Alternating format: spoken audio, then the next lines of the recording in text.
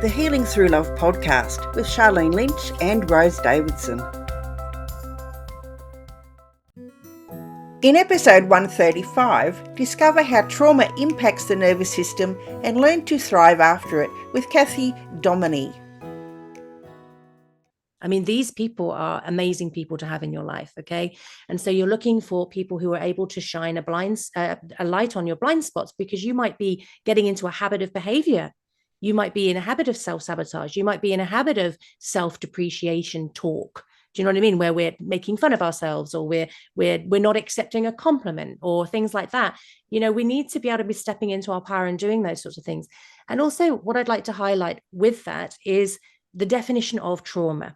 So I've worked with extraordinary people on the top of their game, like 7-figure entrepreneurs, self-made, super confident, super intelligent, very accomplished. But what tends to happen is they've transmuted their challenges, distress, and pain into success. Okay, so they've channeled it in a really positive way, and they've set themselves these really huge goals, and they've gone for them, and they've achieved them. Then they hit that pinnacle of success, and then the euphoria starts to fade, and they think, oh, this wasn't quite the answer that I was looking for. Welcome to another episode of Healing Through Love. Each week, we share ideas, experiences, and resources to increase the awareness of domestic and family violence and to empower survivors to grow and thrive. We talk with experts who share their advice, or with people who have experienced abuse, no matter where they are on their journey. This is all about healing through love. And now, here are your hosts, Charlene Lynch and Rose Davidson.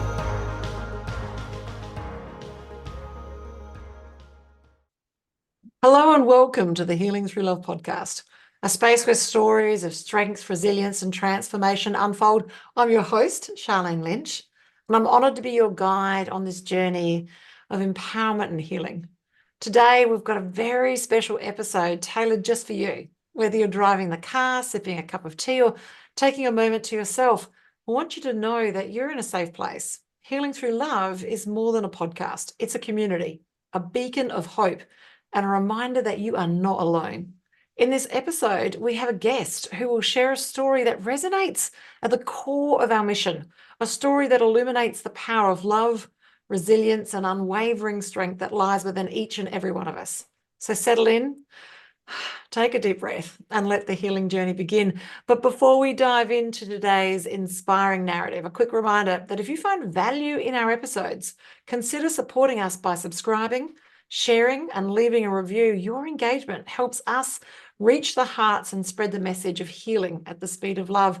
Today, we've got a very special guest with us today, and Cathy. So Cathy works with high performance leaders, professionals, and business owners, dissolving their blocks, their traumas, their triggers in only 3 sessions. Wow, that sounds miraculous. I love this. So let's dive in, Cathy, and find out a little bit more about why have you chosen this path? What happened to you for you to come to where you are now? What's your story? Well, first of all, thank you for having me. It's wonderful to be here. Next, I grew up in a family where I didn't feel like I really fitted in. And I felt that there was another place, another way to be. And I was very young, so I was the youngest by a decade. And I was observing from a very young age and thinking, this isn't how we're supposed to be in the world. I'm not sure how we are supposed to be, because this is my only point of reference right now, but I just feel intuitively that this isn't it. And so from a very young age, I went looking for answers. I read philosophy. I sought out teachers. I went for counseling very young because I was like, I just need to sort out what's going on inside me. I just don't feel like I fit in here. And so that was a really interesting start to me, and really got me looking for answers from a very young age. And so my lifelong quest has been really trying to work out what's going on inside of me. And that developed into a career, and it developed into a bit of an obsession. And so each time that I worked with somebody, I was wanting to get them to where they wanted to be quicker and more painlessly, because traditionally healing has been quite a laborious, expensive, long, drawn out, painful process. And so I wasn't really interested in that, not for myself and not for my clients. And so I've been fortunate enough to have a network of exceptional thought leaders. And so have been able to study under some of the greatest minds and used some of the most cutting edge techniques, which now I put together in certain ways to get deeper results faster. But really, the reason that I wanted my own trauma healed, because I didn't want to pass it down to my children. I love it. That's powerful. I love the part that you're talking, so much in there to unpack, but I love particularly the part about you didn't feel like you belonged. And like, I don't know the name of it, but they're obviously, because this is a common thing. Like, I didn't think my parents were my parents. Like, in fact, we had gollywogs. I don't know. I don't think you're old enough to remember gollywogs. No, I remember gollywogs. So we had gollywogs in the wardrobe, and I was convinced the gollywogs were my parents and that these people were imposters and they weren't my parents. And when I speak to other people, they've got similar stories. So this must be a thing. It must be a part of growing up, this part of the level of awareness, this thinking that they're not your parents. Yeah. Is that true to be? I think most healers that you come into contact with have had a unique experience, and of course divinely orchestrated, right? There's no accidents. We're all supposed to experience what we're experiencing, to channel it in a certain direction. And so my experience was ask questions, find answers, don't just sit here passively.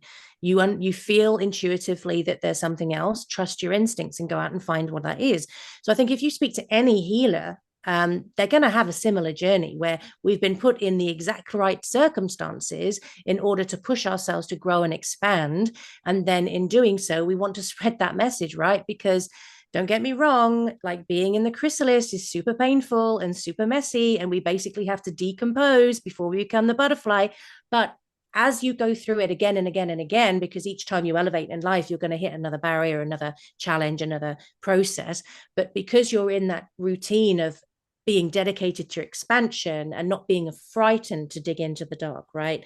Because sometimes there's stuff we don't understand, sometimes things come up, but it's the fear of dealing with it keeps you trapped.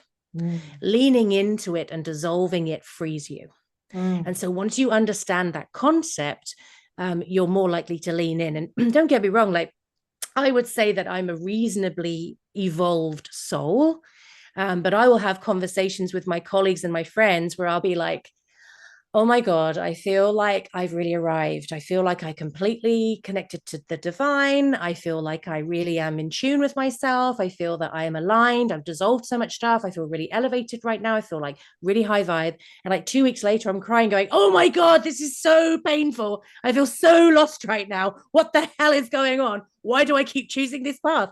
But when you get comfortable with doing that dance, then it doesn't grip you for a long time. You know that it's a process. You know that what's on the other side of it is going to be so rewarding and so bright and so light and so worth it that you just lean in and lean in and lean in. And so that would be my passionate message to people is when we're hiding from the stuff that's holding us back, it keeps us imprisoned in where we are. If we lean in with curiosity, love, self-appreciation, gentleness to self, and by the way, by cultivating that in ourselves, we're able to show that to others as well, which is really important for their journeys, because everybody's on a journey.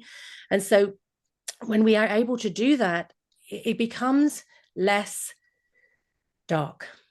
Because when you're in the chrysalis, little blinks of light comes through. You know that this is going to be temporary. You know what's on the other side is worth it. And so, lean in, do the work, find the right person for you, and expand, dissolve what's no longer working for you.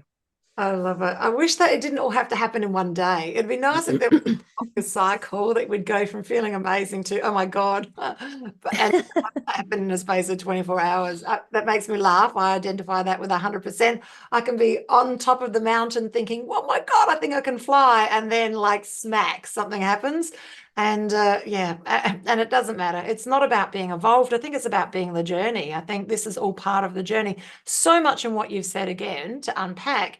Yes, and for our listeners here today, we're talking about trauma. Yes, and you might not identify as having trauma. You it might not be the words that you use, but let's talk about what are the symptoms that you might be experiencing. And this is the challenge: if it's not annoying you enough, you're not going to move. And so that's the challenge. So let's have a talk about the things that might appear that will lead us to understand that it is trauma that we're having. So like burnout, those sorts of things. Yeah, well, I mean, I'm a great believer that physical symptoms have an emotional core. And so if we're experiencing physical symptoms, stomach things, panic attacks, anxiety, some sort of PTSD, self-sabotage, right, that comes into like the negative inner dialogue, anything like that, there's something not quite firing there. Do you know what I mean? There's something not quite right. And it's amazing what we can adapt to living with. And so that is a key element there, is to either be able to radically self-reflect on your own experience and go, okay, there's something misfiring here. There's something not in alignment for me here. What is it? Or have trusted what I call lighthouses in your life, right? That are able to shine a light on your blind spots. People who you trust, people who love you, people who really want the best, not the best for you because it suits their needs, right? There's a definition there. There's a distinction. Someone who wants the best for you despite their own needs. So someone who's going to tell you the truth, someone who wants you to elevate, even if it means that you outgrow them. I mean, these people are amazing people to have in your life, okay? And so you're looking for people who are able to shine a light on your blind spots, because you might be getting into a habit of behavior. You might be in a habit of self-sabotage. You might be in a habit of self-depreciation talk. Do you know what I mean? Where we're making fun of ourselves, or we're not accepting a compliment, or things like that. You know, we need to be able to be stepping into our power and doing those sorts of things.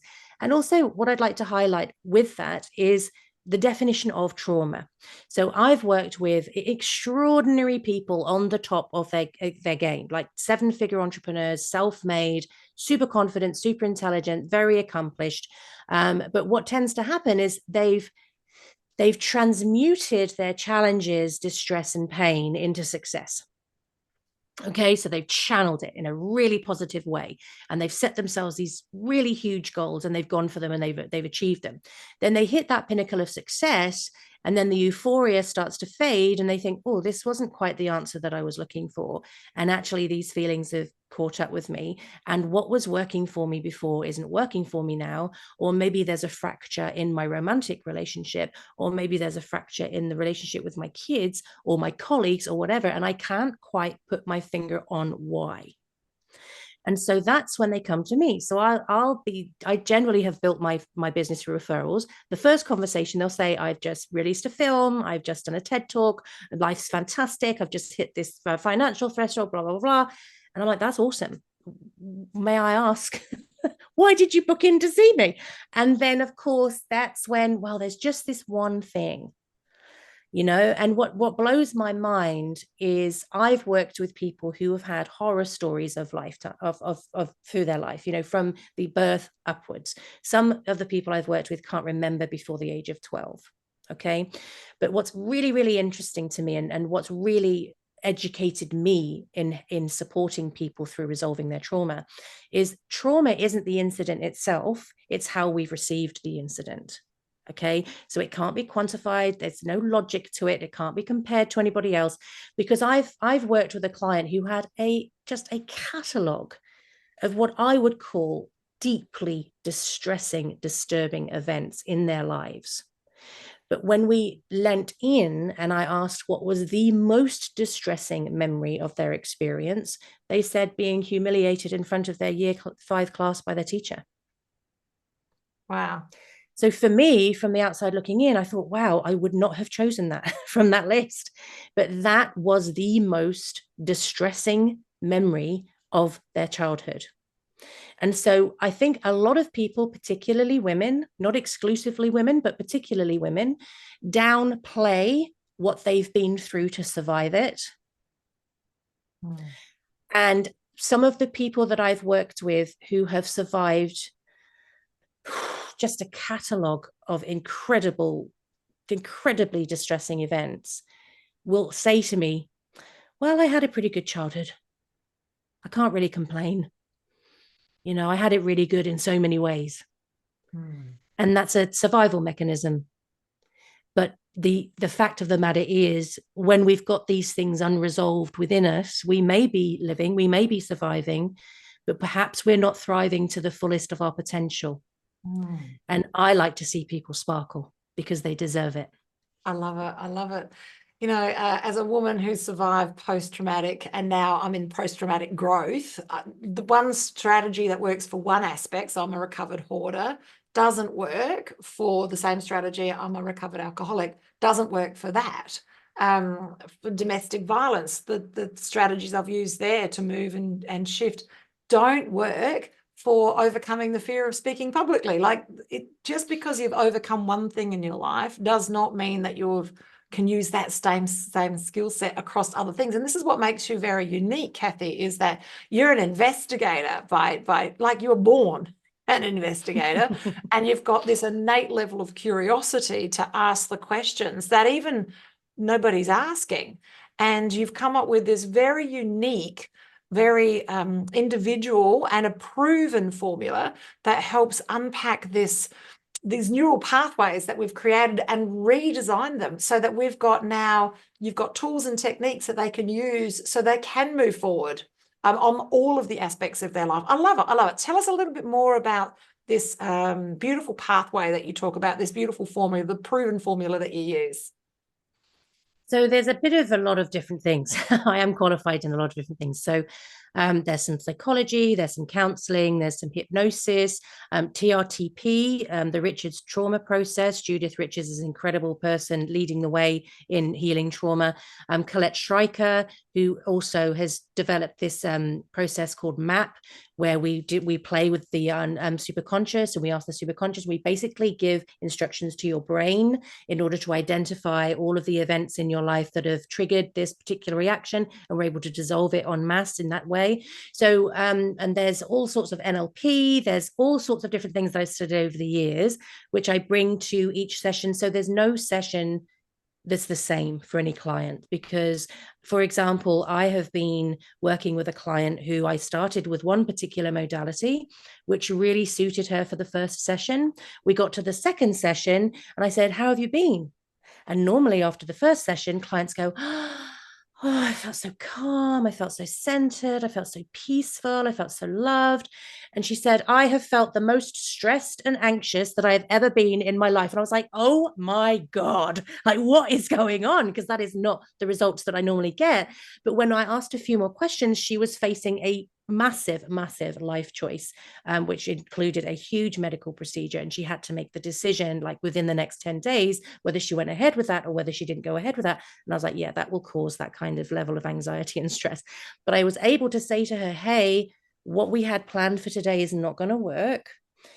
With your permission, if you give me 10 minutes, I'm going to completely rescaffold your whole session, and I'm going to get you to a place where you can hear your voice clearly and you can make this decision confidently. I don't know what that decision is going to be, but I can get you to a place where you know what it's going to be and you can be really confident making it."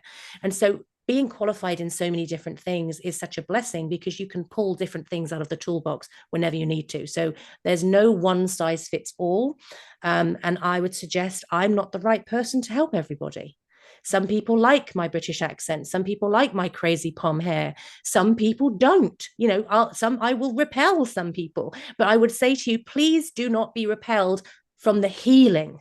Find the right person to work through this with you, you know. And I'd also say, please find someone who's qualified, because I've had quite a few people come through to me, these professional people who have been traumatized by their coach. So don't just look at the website. Don't just look at the qualifications. Look at where they're registered, where they've had to prove their experience. They've had to prove their qualifications. Don't put your life in someone's hands unless you are super sure that they've got you and you're safe. Absolutely. I love this. I love this. I love this. Now, on your website, you've got lots of resources, but one of them is in and around the burnout. So can you talk a little bit about that particular resource? Sure. Well, on the website, there's some self-assessment tools, there's some quizzes, there's some little presentations, because a lot of folks have been so focused on building out their professional careers, they haven't had a lot of time to investigate this stuff. So it's really a starting point to start doing a little bit of self-reflection, questioning ourselves, doing a bit of a self-audit, going, where am I actually? How am I doing? Because when we're doing qualifications, we're doing trainings, we're leading teams, we're managing companies, we're doing all these things, and there's very little time left for us. I mean, I was speaking to a business leader at a conference not long ago, and they said, every training I go to is telling me how to look after my staff with this mental well-being. What about me? And I'm like, totally. That's exactly who I work with, are the people at the top of the tree who are holding all of the things together. But where are the resources and the supports for the people at the top? And without the people at the top thriving, everything else falls down, because it's top heavy, right? So I was seeing a business owner last year, and they invited me to a social event at their company. And I looked around at what was happening, and I said to my husband, this company will not be here in 6 months' time. Because the ecosystem, the interrelations between the staff were so fractured and so volatile. I just said, they're not going to be here. Certainly not going to be here this time next year. And within 6 months, they folded, because the leadership did not have the inner recalibration to lead that team. They had their trauma, which they were spewing out onto all of their staff. And that's not long-term sustainable. You really need to make sure you're leading from a super clean, elevated, centered space. Yes, it's like it's like staying in a domestically violent relationship. We know we need to get out, but we don't, we stay. It's like when you're working in a toxic environment, it could be your finances are keeping you working in this space until something becomes evident that you need to move forward. I love everything that you've talked about here. And I think that it sounds like it starts with a level of awareness. And the challenge that I see from many people is they're a little numb to the things, like you've said, that are the problems. And there's, it's always been that way. It's like they're just carrying around these chains of everything with balls at the end of them. And they just keep moving with all of these heavy burdens because they've always done it. And I'm here, I've got here, I'm doing fine, but they're still carrying them around. But I noticed that one thing comes up and it's their undoing. And if it's not a relationship with somebody else or something that's come up and they can't really articulate what the problem is, it eventually gets to the point where it's health related. Like they're confronted, they're blindsided by a health issue that, well, where did that come from? Well, it's been there all the time. It's been manifesting quietly in the background because you haven't been taking care of the things that are right in front of you that we just don't see. I'm speaking we because I'm in that ballpark as well. I love it. But, these resources that you've got help people see the blind spots. They help them see and take off that top layer, peel back the scab, basically, and have a look at what's sitting underneath and give us that opportunity to ask more questions. So now when people work with you, Cathy, they work with you for like you're a boat across the river, not a boat down the river. It's like 3 sessions and you're fixed. Is that how it works? I mean, fixed is a problematic term. So we're going to highlight that right from the start. So the first 3 sessions, that's a core foundational piece, and that's the TRTP that Judith Richards has developed. And that's a very, very powerful process. Doesn't suit everybody, but that's basically the cornerstone of the work, because what you can do is clear a lot of big T stuff, so that big trauma, or a catalog of little t, right? It has the same effect on our nervous systems, that little t's trauma. So it's like death by 1,000 paper cuts, right? So we have it over a long period of time, it's going to have the same sort of effect for us. And so that will clear a lot. And like, I really go deep dive with my clients. So for example, I had a session 2 with a client yesterday. It was 3.5 hours long. Now, I know not all of the practitioners do that, and they're not believers in it, and I totally respect and honor that. But for me, when I'm with a client, number one, we're the only 2 people in the world. And number 2, I'm not going to get 2 hours in and go, well, we've just opened a can of worms. I hope you enjoy that for the next week because time's up. Do you know what I mean? It's not how I roll. So I make sure that each client has as much time as they need. And like those sessions are very, very powerful, very, very deep. And so it's not unusual to go for 3.5 hours in those sessions, but we clear so much so quickly and we go very, very deep. And, you know, Colette Stryker, who's made this incredible map process where you can give instructions to the brain. This is an exciting time to be clearing this stuff because I think people have been resistant to going and getting this sort of emotional based trauma or distress or the physical symptoms that are coming from that. They don't want to dig into it because they don't want to have to be re-traumatized. They don't want to be in pain. They don't want to uncover stuff that maybe their brain has shut down for a reason. But as I said, with these cutting edge processes, I personally have worked with clients who cannot remember before the age of 12. And they've said, what are we going to uncover? I said, we're not going to go there. Your brain has shut that down for a reason. We're not going to go digging around there. I know from your patterns of behavior what your unconscious programming is doing, and because of what you're doing in your life, because of the decisions and because of the situations that you're finding yourself in. So we can dissolve that based on what's happening in your life now. We don't need to dig around in things that you've shut down for a reason. And so you're living in a time that's really exciting because you've got tapping, you've got all of these different things, but you've also got tapping's really, really great for working through triggers and recalibrating your nervous system. But these cutting edge techniques that I'm talking about is going to the core and dissolving it from there. So you're reprogramming your GPS. Right? You're not just thinking you're going to one destination, end up in the other destination going, this isn't where I wanted to be. I wanted to be in Hawaii. Why am I here? You know, but because what you're doing is going to the actual core of where it's all stored and you're reprogramming it from there, which is very exciting stuff. Oh, I love it. I love it. I love it. I'm a big lover of tapping. I still use it for the strangest things. So for me, I like it because I can look, otherwise, as a recovered alcoholic and other addictions, is that I would have a tendency to go back to what I know.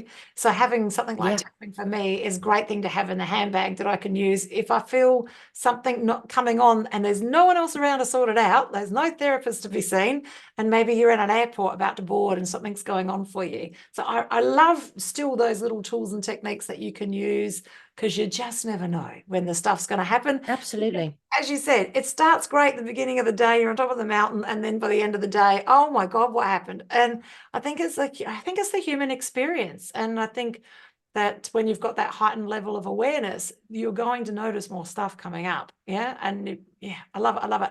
Wow. I reckon I could talk to you all day, Cathy. And I love your accent. I think it's fabulous. And I love your hair. I'm a curly girl myself, and I think it's fabulous to be all fluffy.